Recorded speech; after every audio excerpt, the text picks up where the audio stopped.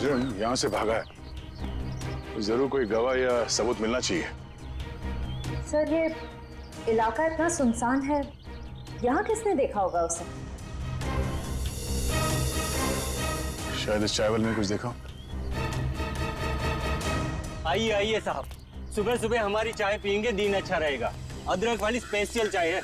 कब से चाय बेच रहे हो यहाँ पे? सब 3 महीना हो गए।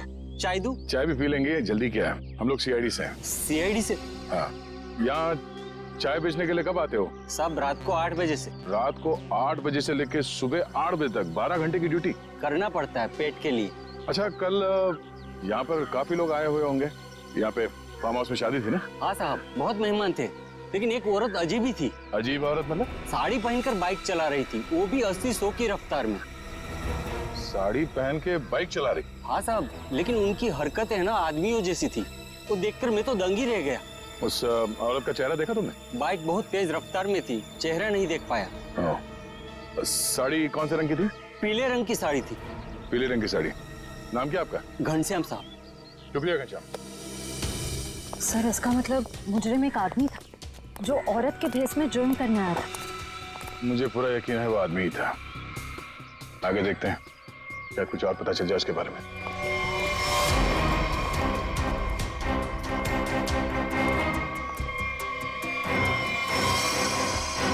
सर,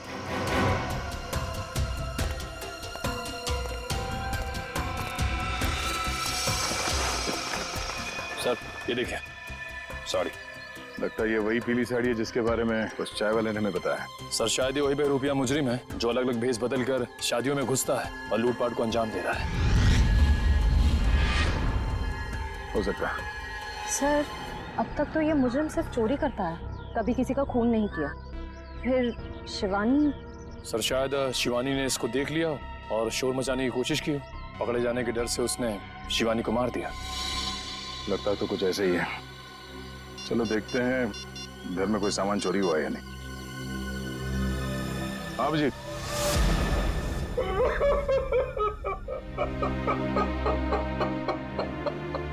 मेरी बेटी। अर्जी, हम आपका दुख समझते हैं, जानते हैं ये समय आपके लिए बहुत मुश्किल है, लेकिन हमें शक है कि यहाँ पे चोरी हुई है। आप जरा चेक करके बता सकते हैं कि सारा सामान ठीक ठाक है या नहीं? ठीक है।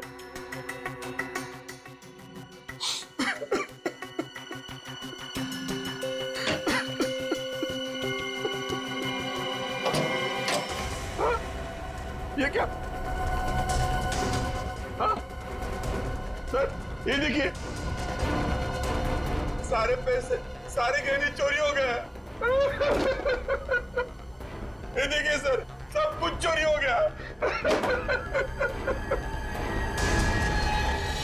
सर, ये लोग तोड़ा नहीं गया, बल्कि बहुत ही सफाई से खोला गया। मतलब चोर नौसिखिया नहीं है, कोई शातिर है। सर अगर उसे पैसे और गहने चाहिए थे तो ले जाता, मेरी बेटी को मारने की क्या जरूरत थी? हर्ष जी, आपको किसी पे कोई शक है? किसी से कोई दुश्मनी? क्या लगता है क्यों मारा होगा किसी ने? नहीं, मुझे नहीं लगता मेरा ऐसा कोई दुश्मन होगा जो मेरा इतना बुरा चाहेगा। मुझे तो लगता है ये उस बहरूपिये का ही काम है जिसकी साड़ी दया को मिली थी झाड़े में। अनन्या भी तो हो सकती है सर, वो भी तो गायब है। पता चल जाएगा फ्रेडी, अनन्या का काम है या उस बहरूपिये का, या दोनों ने मिलकर किया है। बहरूपिये मुजरिम ने अब तक 5 शादियों में लूटपाट की है, अलग अलग भेस बदल के। कभी पंडित बनता है तो कभी कैटरिंग वाला, कभी टेंट वाला तो कभी बाराती। और लगता है ये इतनी आसानी से रुकने वाला नहीं, बहुत शातिर है। ये क्यों है सचिन? पर इस बार फर्क ये होगा कि ये अगली शादी में लूटपाट को अंजाम नहीं दे पाएगा, पकड़ा जाएगा। और सर फिलहाल तो अभी शादियों का सीजन चल रहा है, हर दूसरी गली में शादी हो रही है, तो ये पता कर पाना थोड़ा मुश्किल होगा ये खूनी अपना अगला शिकार किसको बनाने वाला है। ज्यादा मुश्किल नहीं होगा निखिल। सर इस अपराधी के पिछले सारे गुनाहों में एक चीज कॉमन है, ये सिर्फ बड़े लोगों की शादियों में लूट करता है, अमीर बिजनेसमैन, फिल्म के प्रोड्यूसर्स वगैरह वगैरह। मतलब जिसके पास ज्यादा पैसा है उसी को अपना शिकार बना रहा है। मगर इस बार कम से कम 10-15 बड़े परिवारों में शादी हो रही होगी।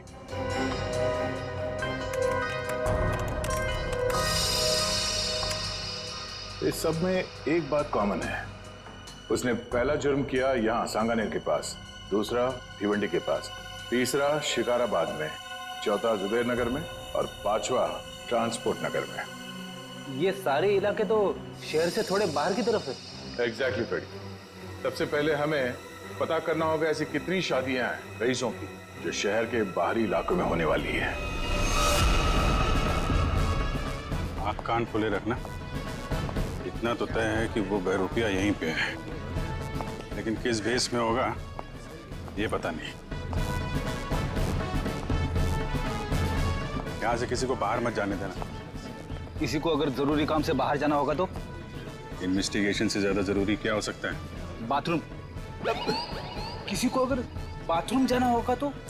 इसका इंतजाम होता है अंदर। जो शादी में आया कोई बाहर नहीं जाएगा, समझे? ये सर।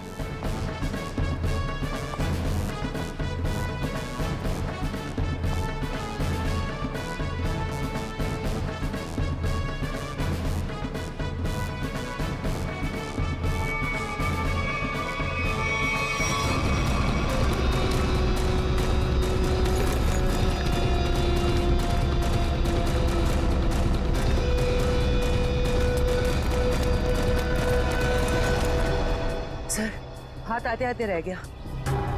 बहुत चालाक है। सर, भागते चोर की बैग। सर, ये तो मेकअप का सामान है। अच्छा, तो इसी का इस्तेमाल करके भेस बदल रहा था ये। पहली बार देख रहा हूँ सर, कोई मेकअप का इस्तेमाल जुर्म करने के लिए कर रहा है। एक मिनट फ्रेडी। हाँ, जिस मेकअप का इस्तेमाल वो जुर्म करने के लिए कर रहा है ना, अब उसी मेकअप बैग के लोगों से वो पकड़ा जाएगा। हाँ, हमारे हाथ आते आते रह गया वो मुजरिम। तो हमने सोचा था उससे ज्यादा चालाक निकला। चाहे वो कितना ही चालाक और फुर्तीला क्यों ना हो, हमारे हाथों से ज्यादा दिन बच नहीं पाएगा। लेकिन कुछ पता चला उस मेकअप किट वाले लोगों से? बस सर 2 मिनट। सर, पता चल गया, किसी रोज फैशन हाउस के नाम पे। हो सकता है ये मुजरिम इस फैशन हाउस में काम करता, हाँ सर, इसीलिए वो अच्छा मेकअप कर लेता है हर बार। या फिर ये भी हो सकता है कि वो खुद ही एक मेकअप आर्टिस्ट हो। सर, आश्रया, क्या पता चला उस पेंडेंट से जो शिवानी के लहंगे से मिला? सर ये कस्टमाइज पेंडेंट खास ऑर्डर देकर बनवाया गया है। बाजार में ज्वेलरी की जितनी भी बड़ी बड़ी दुकानें हैं, मैंने हर जगह पता किया। सर एक वेबसाइट है आभूषण.com। सभी दुकानदारों का यही कहना था कि ऐसे जेवर उसी वेबसाइट पे खास ऑर्डर देकर बनवाए जा सकते हैं। आभूषण.com? Yes sir. इस आभूषण.com के ऑफिस में जाके पता करना होगा कि वो ग्राहक कौन है जिसने इस पेंडेंट का ऑर्डर दिया था। सर, अनुष्का जी की ड्रेस के लिए ये वाला मटेरियल ठीक रहेगा क्या? बिल्कुल नहीं। उन्होंने कहा था ना, उन्हें सैटन में कुछ चाहिए। देखो रवि, ठीक से काम करो और मुझे ना किसी भी कस्टमर की कोई कंप्लेन नहीं चाहिए, समझे? Sorry sir. सॉरी मत बोलो, काम पे ध्यान दो। फिर सॉरी बोलने की जरूरत नहीं पड़ेगी तुम्हें। वैसे बिल्कुल ठीक कहा आपने। इंसान को जितना कम सॉरी बोलना पड़े उतना अच्छा उसके लिए। वो तो है सर, पर आप लोग? अच्छा, आप लोग स्पार्क विहार कंपनी से आए, राइट? नहीं, हम लोग सीआईडी से। सीआईडी? क्या बात है सर, कोई प्रॉब्लम हो गई? हाँ, बड़ी प्रॉब्लम है। अच्छा, अब ये बताइए कि आपके पूरे स्टाफ आज यहाँ पर मौजूद है? रघु को छोड़कर सब आए हैं सर। रघु? सर, हमारा makeup artist. Raghu makeup artist? और आज वो यहाँ किस वजह से नहीं है? सर, उसने 2 दिनों की छुट्टी ली है। और ये अक्सर छुट्टी लेता है। आपको कैसे पता सर? अब क्या बताऊं, पिछले कुछ महीनों से उसकी ज्यादा छुट्टियां हो गई हैं। इस बार ना मैं उसकी तनख्वाह काटने की सोच रहा हूँ। अच्छा, इस रघु का यहाँ कुछ सामान है? हाँ सर, वो ब्लू थैली में कुछ सामान रखा है उसने। सर, ये टेबल के नीचे। किसे फोन कर रही हैं आप? मैम, रघु को। कोई जरूरत नहीं, जब तक हम ना कहें उसे कोई कुछ नहीं बताएगा। Sorry ma'am. ये सामान है उसका? हाँ सर, यही है।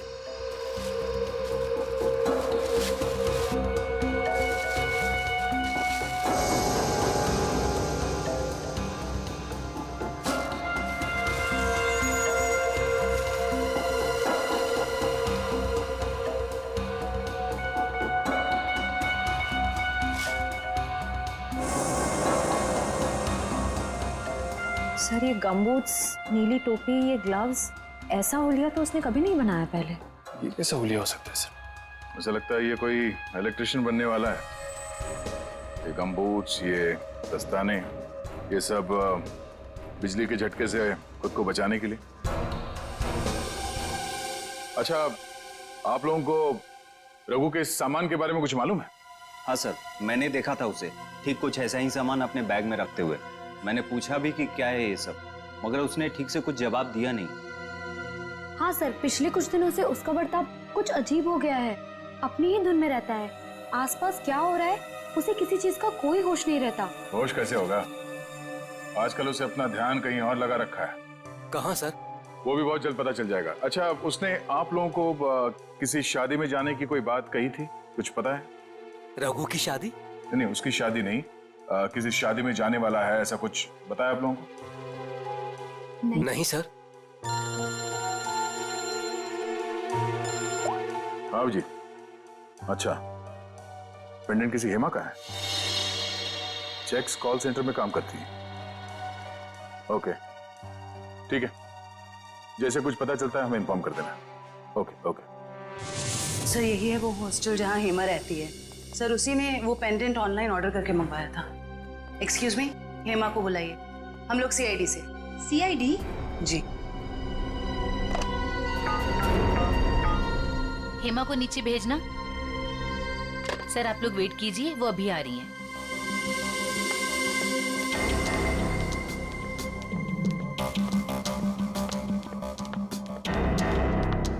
हेमा? जी मैं ही हूँ हेमा, पर आप लोग? मैं जयवंती। मैं फ्रेडी। सॉरी पर मैंने आप लोगों को पहचाना नहीं। कोई बात नहीं, लेकिन आप इसको तो पहचानती हैं। अरे ये पेंडेंट, ये कहाँ से मिला आपको? वहीं से जहां से आप इसे छोड़ के आई थी, लाश के पास। लाश? किसकी लाश? और ये क्या मजाक है? कोई मजाक वजाक नहीं है, तुमसे पूछताछ करने आए हैं। सीआईडी से हैं हम। सीआईडी? शिवानी का खून क्यों किया? नहीं सर, मैंने किसी शिवानी का खून नहीं किया। और ये पेंडेंट भी मेरा नहीं है, ये तो मैंने अपने रूममेट अनन्या के लिए लिया था। हाँ। अनन्या? अनन्या तुम्हारी रूममेट है? है नहीं सर, थी। मतलब उससे 3 महीने पहले ही कॉल सेंटर की जॉब छोड़ दी और यहाँ से भी चली गई। अचानक जॉब छोड़ने की कोई वजह? सर उसने वजह तो नहीं बताई, बस इतना कहा कि अब मुझे जॉब करने की जरूरत नहीं। हाँ हाँ, जरूरत क्यों होगी? लाखों करोड़ों के जेवर जो आ रहे हैं उसके पास, अलग अलग शादियों से। सर ये रघु और अनन्या आपस में जरूर मिले हुए हैं। लाखों करोड़ों के जेवर? वो आप छोड़िए, ये बताइए कि अनन्या के मुंह से कभी किसी रघु का नाम सुना था? रघु? जी नहीं। अभी कहाँ रहती, कुछ मालूम है आपको? हाँ सर, मैं एक बार उसके घर गई थी, श्यामनगर। श्यामनगर? सर पड़ोसी बता रहे हैं कि उन्होंने कई दिनों से अनन्या को यहाँ नहीं देखा। कुछ ना कुछ गड़बड़ जरूर कर रही है लड़की। अमित ने जो एड्रेस दिया था पुराना, वहां से भी गायब है। कॉल सेंटर का हॉस्टल भी छोड़ के दिया। उसे पता चल गया होगा कि हम लोग उसे पकड़ने वाले, इसीलिए भाग रही है यहाँ से वहाँ। दरवाजा खुला है?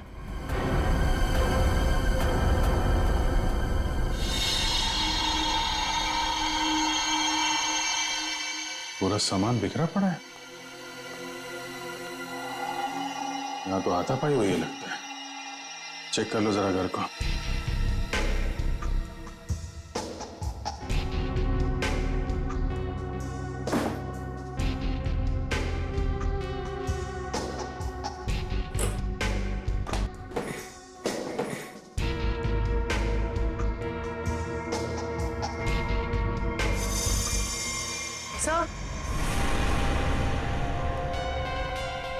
सर ये पर्दे पे खून लगा हुआ है। ठीक है, इसका मतलब जो कुछ भी हुआ है अभी हाल में ही हुआ है। ये घसीटने के निशान।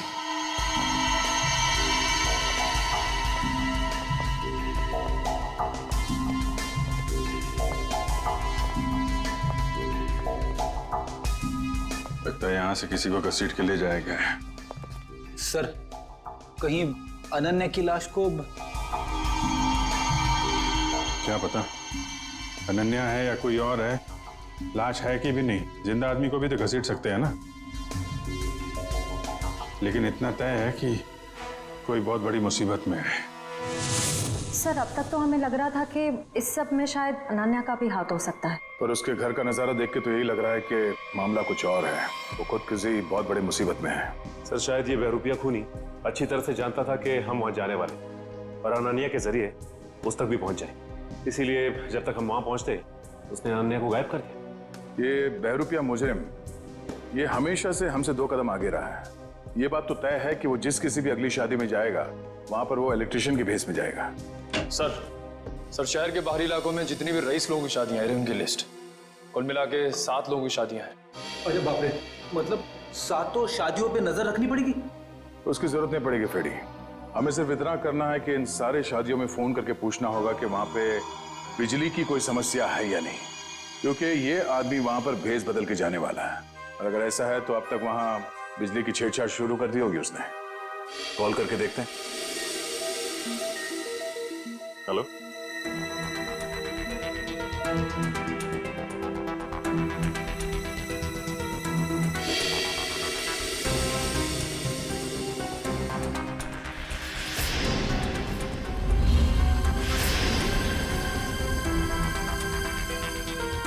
क्या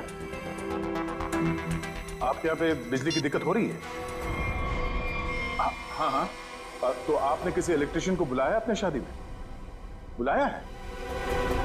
अच्छा, नहीं वो बात नहीं है, ऐसे प्रॉब्लम वाली कोई बात नहीं है। वो क्या हम लोग इलेक्ट्रिसिटी डिपार्टमेंट से है ना, तो ये तो हमारी जिम्मेदारी है कि हम हर चीज का ख्याल रखें, ये देखें कि आपके यहाँ पे बिजली ठीक से आ रही है या नहीं। अब वैसे भी ये शादियों का सीजन है। जी हाँ, ओके थैंक यू। शादी मुबारक हो।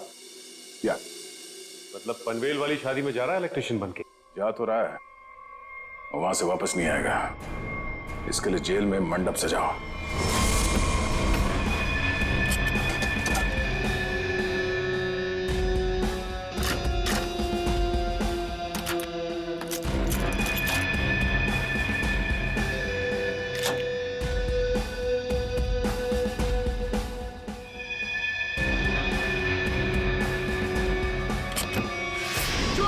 चोरी हो गई मेरे घर में। कोई सारे गहने और पैसे लेके भाग गया। हे भगवान, क्या सब कुछ लेके गया? सब पैसे लेके भाग गया। अब कैसे होगी मेरी बेटी की शादी? लगता मुझे अपना काम करके निकल गया। आस-पास ही होगा, ज्यादा दूर नहीं गया होगा। ढूंढो उसे। सर, क्या हुआ? चोरी हो गई सर।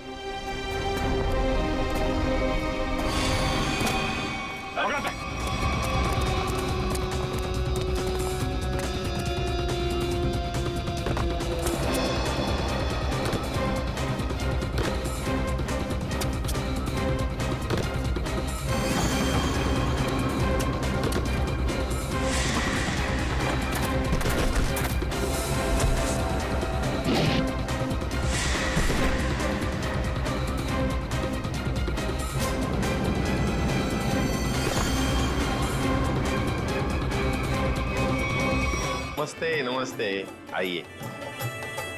अरे भाई साहब, आप वो मंडप वाले हैं ना? जी। बाहर गेट पे कैसे फूल लगाए? आधे तो नीचे गिर गए। जाइए, थोड़ा ठीक से लगाइए। जाइए। नमस्कार, बेटे की शादी की बहुत बहुत बधाई हो।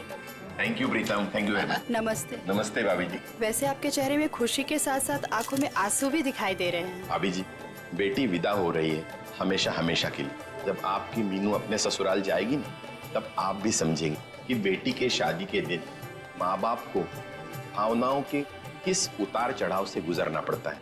पर ठीक है, जो भी है, लड़का आपने बहुत अच्छा चुना।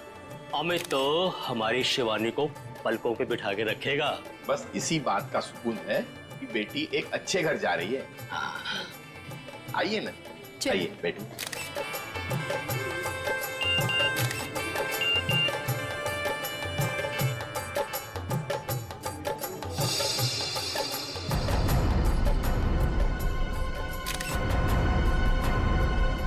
ठीक है।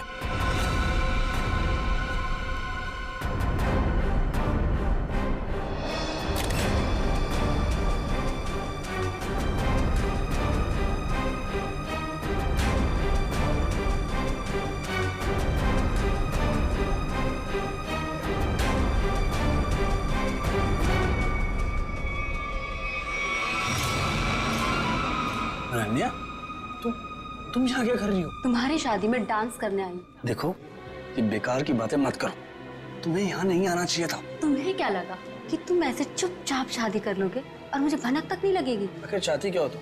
मैं सिर्फ ये चाहती हूँ कि तुमने जो वादा किया था मुझसे वो निभाओ। कैसा वादा? अरे मुझसे शादी करने का वादा। और कैसा वादा? अनन्या, बच्चों जैसी बातें मत करो, समझी? हूँ मैं बच्ची और अपने प्यार को किसी और का होते हुए नहीं देख सकती। तुम्हें ये शादी रुकवानी ही पड़ेगी। बच्चों का खेल नहीं हो रहा है यहाँ। अरे वही तो मैं कह रही हूँ, ये कोई मजाक नहीं है। ये मेरी और तुम्हारी जिंदगी का सवाल है। अच्छा, और शिवानी, उसका क्या? अरे उसे और कोई लड़का मिल जाएगा। तुम दुनिया के आखिरी लड़के हो क्या? बस, बहुत सुननी मैंने तुम्हारी। अब जाओ, जाकर अपने इस दिमाग का इलाज करवाओ। और एक बात ध्यान से सुन लो मेरी, ये शादी तो अब नहीं रुकेगी, होकर ही रहेगी ये शादी। तुम्हारा आखिरी फैसला है ये? मेरा हर फैसला आखिरी ही होता है। ठीक है, तुम्हें ये शादी बहुत भारी पड़ेगी, याद रखना। धमकी दे रहे तुम मुझे? धमकी ही समझ लो। अमित बेटा, मुहूर्त का समय निकला जा रहा है, पंडित जी बुला रहे हैं तुम्हें, आओ जल्दी आओ। जी मैं बस अभी आया, आप चलिए, मैं आता हूँ। एक बार और सोच लो, बहुत बुरा अंजाम होगा इसका।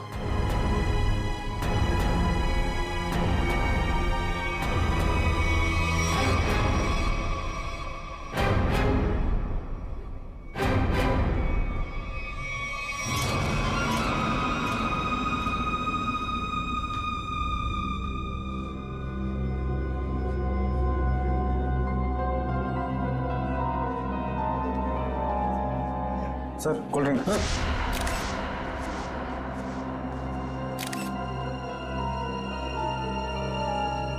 बहुत बुरा अंजाम होगा इसका।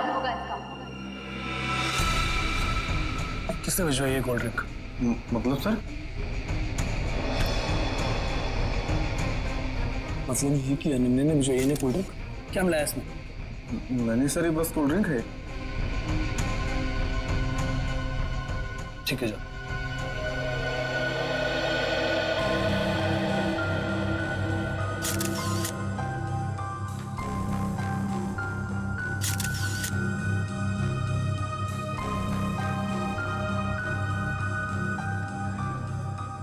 एक बार और सोच लो, बहुत बुरा अंजाम होगा इसका।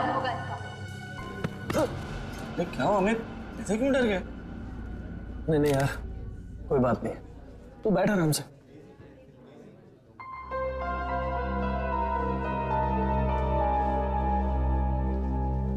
क्या बात है बेटा? कुछ खोए खोए से लग रहे हो। सब ठीक तो है ना? जी सब ठीक है। ठीक है बेटा। पंडित जी, आप शुरू कीजिए। सर्वमंगल मांगल्ये शिवे सर्वार्थ साधिके शरणे त्र्यंबके गौरी नारायणी नमस्ते।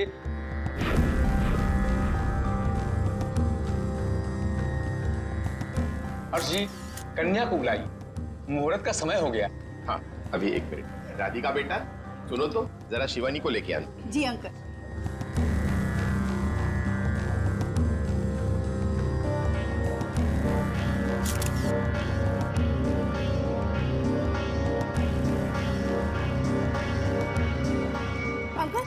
शिवानी अपने कमरे में नहीं है।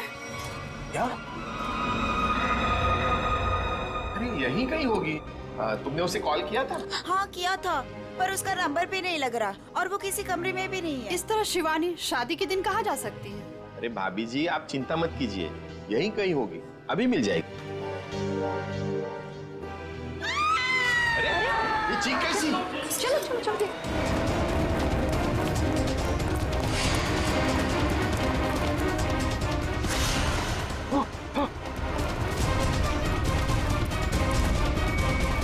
शिवानी, शिवानी,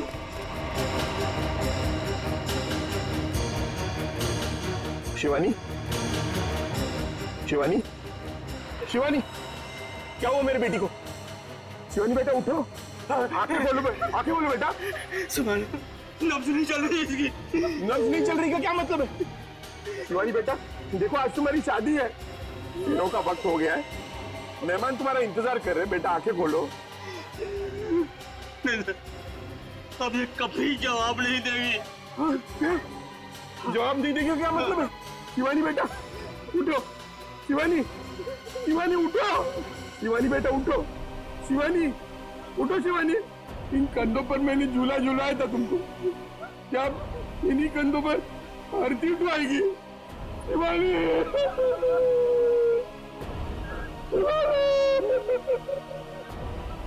शिवानी शिवानी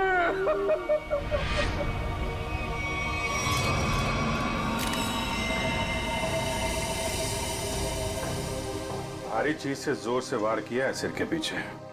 सर लगता है इसी घाव की वजह से इसकी मौत हो गई।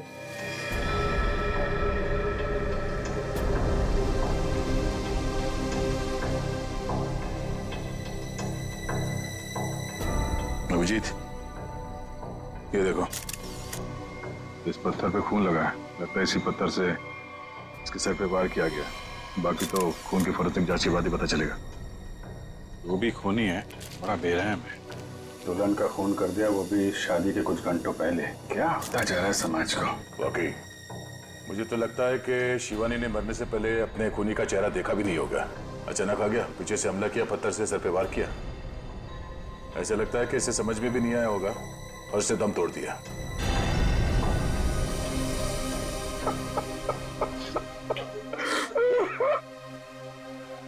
कोई घर वाला ही होगा, बाहर वाला होता तो नजर आ जाता।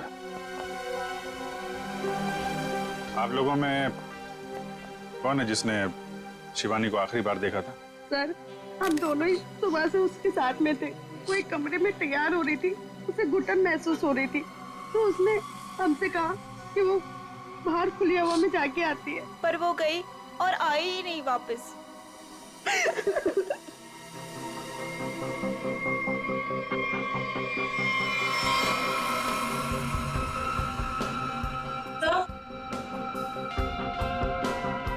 सर ये पेंडेंट मिला है, इसके लहंगे में अटका हुआ था। शिवानी के बाकी गहनों से तो एकदम अलग है ये अल्फाबेट लिखा हुआ है। ये से तो अमित है, इससे शादी होने वाली थी।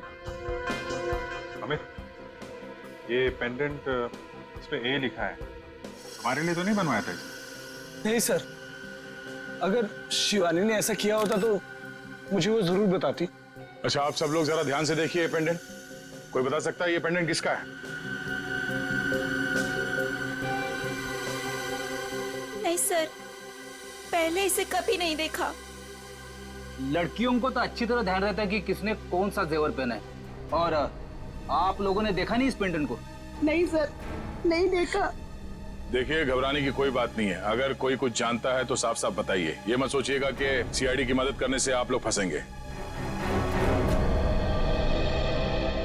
पता नहीं इन लोगों ने देखा है कि नहीं, लगता तो ये खूनी का ही है। अच्छा, जब ये सब हुआ उसके बाद किसी को बाहर जाते हुए देखा आपने? नहीं सर, कोई नहीं गया जहां। लेकिन कोई पहले आकर चला गया हो तो वो तो पता नहीं हमें। वो हम लोग पता कर लेंगे। उन्होंने अपनी मौजूदगी का कोई ना कोई सुराग तो जरूर छोड़ा होगा, और उस तक पहुंचने की पहली कड़ी है ये पेंडेंट।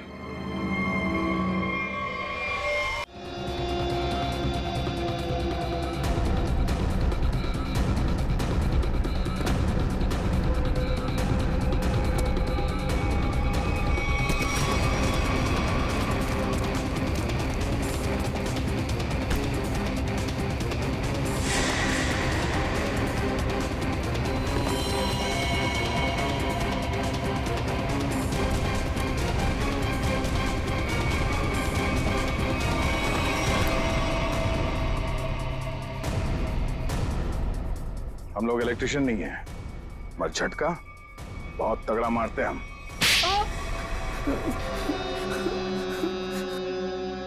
हाँ साहब, मैं अपना जुर्म मानता हूँ। मैंने इन बड़ी बड़ी शादियों में चोरी की ताकि मैं कुछ पैसा जोड़कर अपने बच्चों का भविष्य सुरक्षित कर सकूं। बड़े नेक विचार हैं आपके। लोग अपने बच्चों की भविष्य को सुरक्षित करने के लिए नौकरियां करते हैं, दिन रात मेहनत करते हैं। तुमने चोरी की और बाकी तो सब बेवकूफ है ना? ऐसा नहीं है साहब के मैंने मेहनत की रोटी कमाने की कोशिश नहीं की। मैंने बहुत कोशिश की साहब, पर मेरे पास वालों ने मेरी पीठ में छोरा घोंप दिया। क्या मतलब है तुम्हारा? काम मैं करता था, उसका श्रेय और इनाम कोई दूसरा लेके जाता था। मेरे नाम की बदौलत बहुत से लोगों ने पैसा और नाम कमाया, और मैं मैं गरीब का गरीब ही रह गया।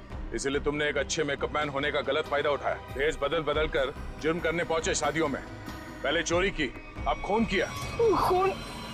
आप क्या करें साहब? शिवानी को नहीं मारा तुमने? नहीं साहब, मैं बोला किसी को क्यों मारूंगा, मैं तो सिर्फ चोरियां करता था। बहुत हो गया तेरा नाटक। हर्ष जी की बेटी शिवानी का खून नहीं किया तूने? साहब मैंने उसकी लाश तो पड़ी हुई देखी थी, पर मैं क्या करता साहब, तो अगर मैं शोर मचाता तो पकड़ा जाता, इसलिए भाग गया साहब। तुम्हें कैसे मालूम कि उसकी मौत हो चुकी थी? हो सकता है उसकी सांसें चल रही हो। तुम भी किसी मुजरिम से कम नहीं हो, समझे? और अब ऐसे चुप रहने से काम नहीं चलेगा। ठीक से याद करके बताओ, तुमने शिवानी की लाश के आसपास किसी को देखा? किसी को भागते हुए देखा वहां से? हाँ साहब, मैंने किसी को तो देखा था बाइक पर भागते हुए। क्या शादी का कोई मेहमान था वो? नहीं, कोई बाहर से ही था शायद। साथ का चेहरा देखा तुमने? अंधेरा बहुत था, तो चेहरा नहीं देखा। बाइक का नंबर देख पाए? बाइक का नंबर नहीं देखा, पर नंबर प्लेट के पास कोई स्टिकर लगा था साहब। कैसा स्टिकर? एक स्टिकर था जिसपे आरपी लिखा था। हो सकता है बाइक के नंबर प्लेट पे खूनी के नाम का इनिशियल हो। नहीं निखिल, मुजरिम इतना बेवकूफ तो नहीं होगा कि अपने नाम के इनिशियल बाइक पे छोड़ के जाए। ये बात तो तय है कि इनिशियल ही है, और ये किसी के नाम का इनिशियल है या कुछ और, ये पता करना पड़ेगा। अरे जल्दी जल्दी साफ सफाई करो, कस्टमर्स आने ही वाले होंगे। और हाँ, टेबल नंबर 17 पर उधारी की शराब मत देना, समझ गए तुम सब? जी सर। और अगर ज्यादा शराब मांगे तो बोल देना कि आज से उधारी बंद। ठीक है, आज से उधारी बंद। और शायद अब इस पब को भी बंद करने का वक्त आ गया है। सर मैं तो बस यूं कह रहा था सर। दरअसल हम लोग सीआईडी से। सीआईडी? हाँ सीआईडी। अपने पूरे स्टाफ को यहाँ पे बुलाइए, यहाँ पे लाइन में खड़ा कीजिए, हमें पूछताछ करनी है, जल्दी। जी जी सर। अब प्रेम, मदन, राजू, हरी, जल्दी आओ सब यहाँ पर। क्या हुआ सर? कल शाम हर्ष कुमार जी के बेटी की शादी में कौन गया था यहाँ से? क्या मतलब? कोई नहीं गया था? हाँ? सर जरूर कोई यहीं से गया था। हमने इस पब के सारे मोटरसाइकिल्स चेक किए, सब पे वही आरपी का स्टिकर लगा हुआ है, जैसे रघु ने हमें बताया। हर्ष कुमार का फार्म हाउस, हमारे पब की बाइक, ये पूछताछ किस चीज की हो रही है? हर्ष जी की बेटी शिवानी के मर्डर की, किसी ने उसका खून कर दिया है। खून?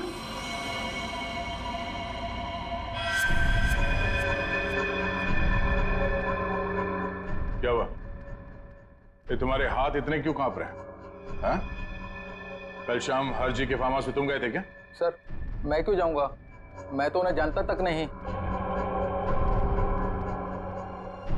तो एयर कंडीशन कमरे में तुम्हें इतना पसीना क्यों आ रहा है? पहुंचो, साफ कर लो। सर पहली बार खून के पूछताछ हुआ देखकर घबराहट तो होगी ना? ऐसी घबराहट तो उसी को होती है जिसने गलत काम किया। तो जरूर कोई ना कोई है यहाँ जिसके हाथ खून से रंगे हुए हैं। मैनेजर साहब, जरा अपना हाथ दिखाइए। सर मैंने कुछ नहीं किया सर, मैं तो कल रात 1:30 बजे तक यहीं पर था। हमने कब कहा खून होने का समय? हमने बताया नहीं। तो आपको कैसे पता चला कि खून 1:30 बजे से पहले हुआ? मैं तो बस बार बंद होने का टाइम बता रहा था। ओ,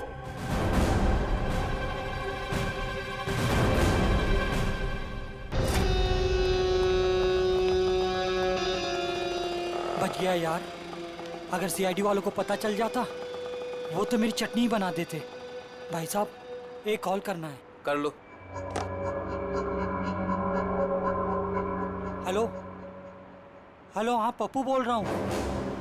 नहीं मैं पीसीओ से बोल रहा हूँ। मेरी बात ध्यान से सुनो, सीआईडी वाले मेरे पब पहुँच गए। हाँ यार, कहाँ फंसा दिया? नहीं मैं अब 1 मिनट भी इस शहर में नहीं रुकूंगा। मेरा बचा हुआ पैसा मुझे वापस दो। मैं आज के आज मेरे गांव जा रहा हूँ अगली ट्रेन पकड़कर। हाँ ठीक है, ओके। वैसे गांव जाने का आइडिया बहुत अच्छा है, शुद्ध हवा और नदी में डुबकी मार के नहाना। पर अफसोस ये सब तुम्हारे किस्मत पे नहीं है। तुम्हारे किस्मत पे है जेल की काल कोठरी और फांसी का फंदा। हाँ मैं नहीं मारा शिवानी को। 5 लाख रुपए बहुत बड़ी रकम होती है साहब, मेरा ईमान डगमगा गया। किसने दिए थे तुम्हें 5 लाख रुपए? वो उसने किसने? मैं तुझे छोड़ूंगी नहीं। तूने मेरी जिंदगी नरक बना दी है, अब मैं तेरी जिंदगी को नरक बना दूंगी। सबको जाकर बता दूंगी कि शिवानी का खून तूने किया है। अफसोस अनन्या, अफसोस। तुम्हारी ये आखिरी इच्छा अधूरी ही रह जाएगी, क्योंकि यहाँ से तुम जिंदा वापस नहीं जाओगी। छोड़ो मुझे, जाने दो मुझे यहाँ से। बहुत पछताओगे तुम। हाँ, ठीक है, पछता लेंगे। और डार्लिंग, तुम्हारे जाने के बाद तुम्हारी याद में आंसू भी बहा लेंगे। अब वक्त आ गया है तुम्हें ऊपर पहुंचाने का।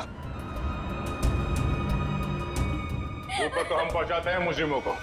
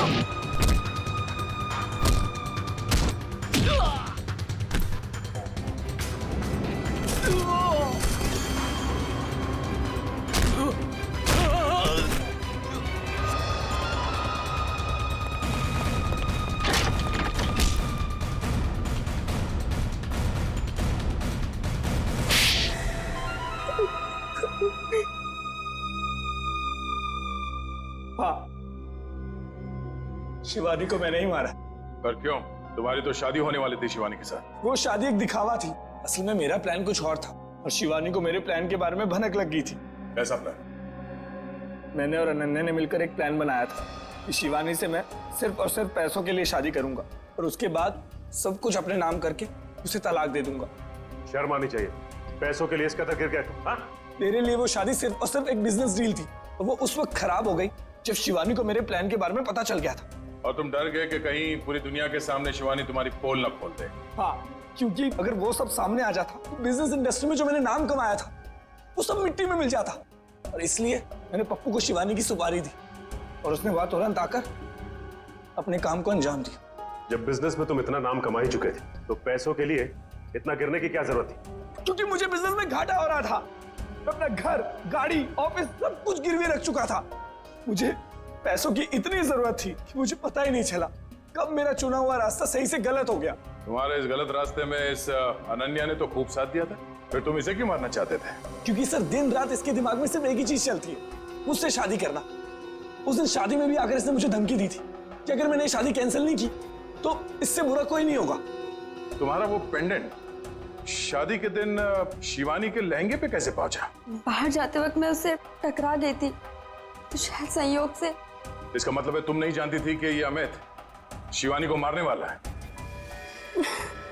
सर मैंने कहा ना आपसे कि इसके दिमाग में सिर्फ एक ही चीज चलती है। ये आज भी मुझसे यही कह रही थी कि अगर मैंने इससे शादी नहीं की तो ये सबको जाकर बता देगी कि शिवानी का खून मैंने किया है। गलतफहमी थी कि तुम मुझसे प्यार करते हो, लेकिन आज वो गलतफहमी दूर हो गई है।